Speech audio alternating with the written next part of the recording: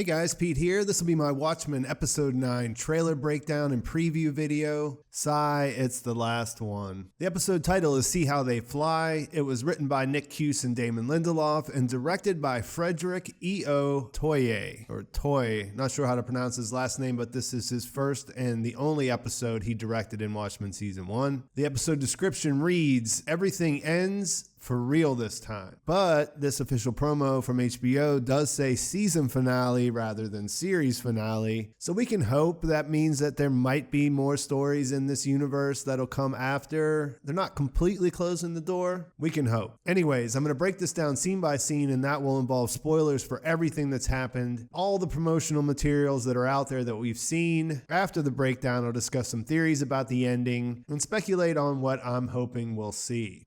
The trailer opens with an aerial shot of the manor on Europa. Inside his cell, we see Adrian Veidt open up the pocket watch that he's had with him since Mr. Phillips gave it to him as a gift. In the post-credit scene in the last episode, we noticed that it was one of the personal items he had in his cell, along with his copy of the book Fog Dancing. That cuts to him looking out his window at something. We don't know what he's looking at, but it's safe to say, since this is the last episode, that this story on Europa will reach its conclusion. Just a note, in relation to the timeline, we know he was zapped there in 2009. The cake in the last episode had 7 candles, which means that he got his hands on the horseshoe in 2016, or 3 years before Angela woke Dr. Manhattan up in Tulsa. So if we line that up with the regular timeline, he was probably getting that around the same time that the White Night happened in Tulsa. I'm fully expecting Adrian to be physically present in Tulsa before the end of the story. I could be wrong about that, but it feels like that he's going to show up, so I'll just leave that there for now. In the next shot, we have someone whose face is hidden behind goggles and a face mask. There's a reflection of a structure, which is most likely what we see in the next shot. That is the entrance at Karnak in Antarctica, which we saw Manhattan enter in episode 8 with the destroyed vivarium in the background. This character here in the episode 9 trailer pretty much has to be Lady Trieu, and this is most likely her visiting Veidt personally before Dr. Manhattan does. I say that because I think they met face to face before he went to Europa, but we also know that when Trieu Industries was taking over Veidt's companies, members of the Veidt Enterprises board of directors visited Antarctica to seek his blessing on the sale. That's when they found Karnak to be empty, and that's how he was declared missing. That was in 2012. The evidence for them meeting face to face being that he told John a little elephant told him that he was on Europa. And really, who else would be going to Antarctica besides Lady Trieu?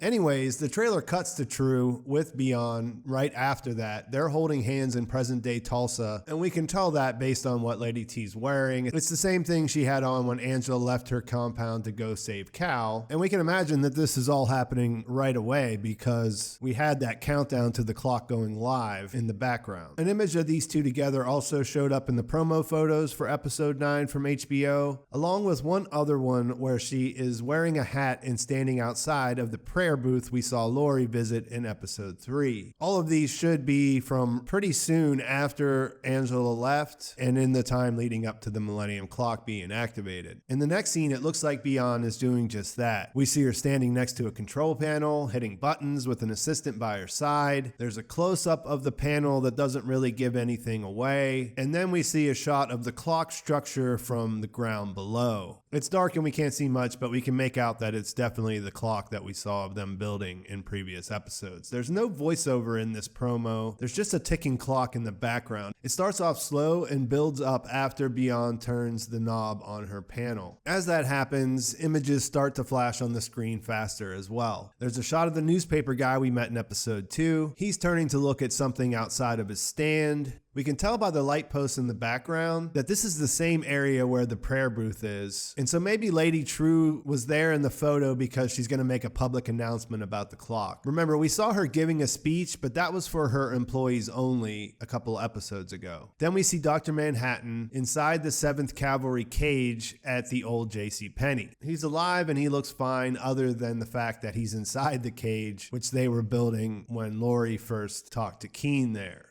That cuts to Angela with a tear rolling down her cheek. The focus is tight on her face in a way that we can't make out the background or where she is. This could be at their house after he's been transported, or she could have made her way to the hideout. There's a quick shot of a large door opening to a bright light with 3 characters walking in. We see supplies and a snowmobile inside, which makes me think it's Karnak, and that 2 of the characters are probably Adrian and Lady Trieu. If this is prior to 2009, the Bian clone would be pretty young, so it's not clear if that is who the 3rd person is or if it's somebody else. Based on how it's shot, it isn't clear who any of them are really, but it does look like Antarctica, and the hair on the male character seems to match Veidt's. Next, we have the first shot of Laurie with a 7th Kavalry member standing beside her. She's probably exactly where we last saw her, and we can imagine that she's watched her ex-boyfriend, Dr. Manhattan, being teleported into the cage. The 7th K soldier beside her is probably Looking Glass. I mean, it's hard to say with their masks, but that's the reason why he could actually pull that off. I think it looks like him if you zoom in, but if it's not, I feel like it's a pretty safe bet that he's probably somewhere nearby wearing a Rorschach mask. We see Senator Keene in some sort of chamber or enclosure without a shirt on. He looks serious and pleased, going off the face he makes, and ready to see if he can be turned into the next Dr. Manhattan. The bumpers say the end is nigh, which is a callback to the sign that Rorschach carried around with him as Walter Kovacs when he wasn't wearing his mask in the original comic. There are some quick shots of the Tulsa police in action. We see them driving down the street. We see them pull up, shining their headlights on 7th Kavalry members holding guns outside of a building, which is probably the JCPenney hideout. We see Pirate Jenny and Red Scare getting out of their cruiser with rifles drawn, and have to imagine that they're probably too late to stop whatever's happening inside if they are at the hideout, but we realize they probably could be at Angela's place as well. The next shot is Angela pulling up a mask on a 7K foot soldier, and this looks like it's happening outside of her house. She's probably trying to find out from one of the survivors where they transported Dr. Manhattan with the tachyon cannon. After that, we see a Rorschach flipping open the cover on a switch. He's holding something that looks like a remote control power switch, probably getting ready to start the transfer from Dr. Blue to Senator Keene. This is followed by what could best be described as a blue fireball coming down from the Millennium clock. It's not clear what's happening here as this all happens pretty fast, but it does look like the clock to me. That's followed by what looks like Dr. Manhattan blowing up inside the cage. We see a large reaction happening at the very least. The shot is from a distance, and it looks like Angela is standing on the right of the cage and the 7th Kavalry are over on the left side. Angela being right there seems to be confirmed in the closing shot. We see the light flare up in front of her, and that is where the trailer ends. There's a lot there, but still plenty of mystery to try to figure out what's going on. I've heard a lot of people saying that how could they possibly tie this up in one episode, and I don't really see it. I think they've been knocking things off the list, answering questions the whole time, and I think that it feels pretty manageable where we're at. Angela is the center of the story. We know what her motivation is going into the finale. She wants to save Dr. Manhattan. That may or may not be possible. From what we got from him, it doesn't seem like he thinks it's possible.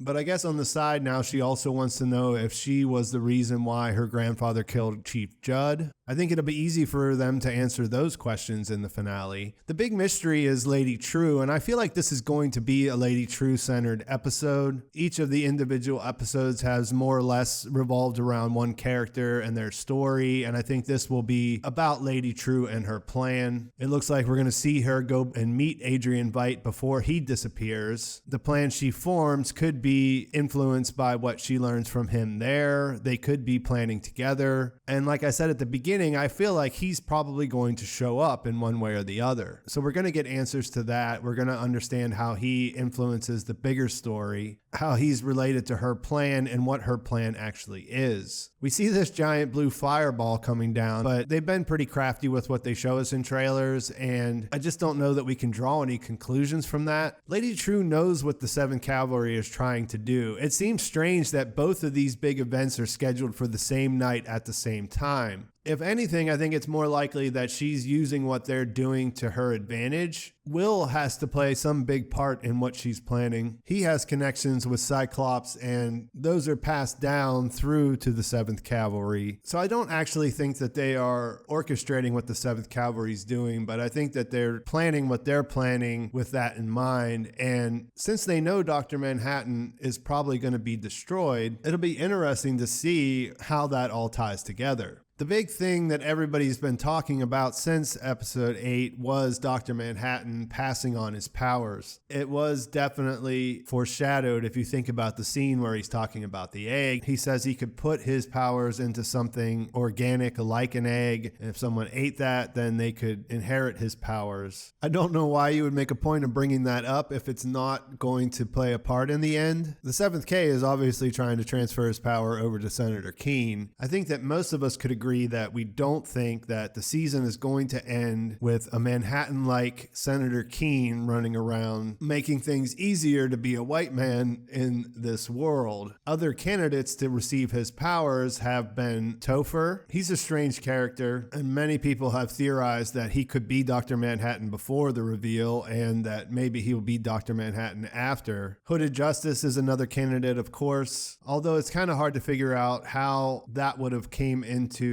Lady Trieu's plan. And then the other candidate would obviously be Angela herself getting Dr. Manhattan's powers at the end. The one thing he said is that he wouldn't pass on his powers without consent. He says that right before he talks about passing them off, but perhaps that's not important because all of those people might just accept that if given the opportunity. It seems strange to think that they would kill off Dr. Manhattan, the original Dr. Manhattan, but it looks like things are heading in that direction. The question there is, what happens if there is someone who is the new Dr. Manhattan at the end? Is there an ending in that? I don't know, but I don't want all of these characters to die and Manhattan's powers to die along with it, so let me know what you guys think about that in the comments. The main things I'm mostly expecting to have answered are, how does Angela and Dr. Manhattan's love story end? Why did Hooded Justice come back to Tulsa after all this time, and how did he hook up with Lady Trieu? What brought Lady Trieu to Tulsa, and why did she build the Millennium clock and raise a clone of her own mother there? Will she be able to follow through with her plan, and how is it supposed to make the world a better place? I mean, the end of the show should recreate the feeling that you had when you first finished reading the book. Something big will happen, and we probably won't exactly be sure how we feel about it. I think that they can do that based on where we're at. And of course, there's going to be stuff like we're going to understand why he was walking on water, why there were eggs and everything, and all the stuff that's been foreshadowed. And hopefully we'll get answers to a lot of the smaller questions that came up in the process of the show, because there are a lot of questions. I'm thinking about making another video before the finale about the questions that I would like to see answered. So if you have questions like that, it could be small things even that aren't super important to the big story, leave those in the comments, and I'll think about trying to get that out before the finale airs. For that reason, I'm going to leave it there. Let me know what you think in the comments about this trailer. Let me know what questions you'd like to see answered in the finale. Are there any questions you'd like to see go unanswered? I mean, there has to be a little bit of mystery left at the end, right? What do you think's going on in all these scenes I just went through? How do you want to see the story end? Please like the video if you enjoyed it. Please subscribe to my channel if you haven't already. Thanks for watching. I will talk to you soon.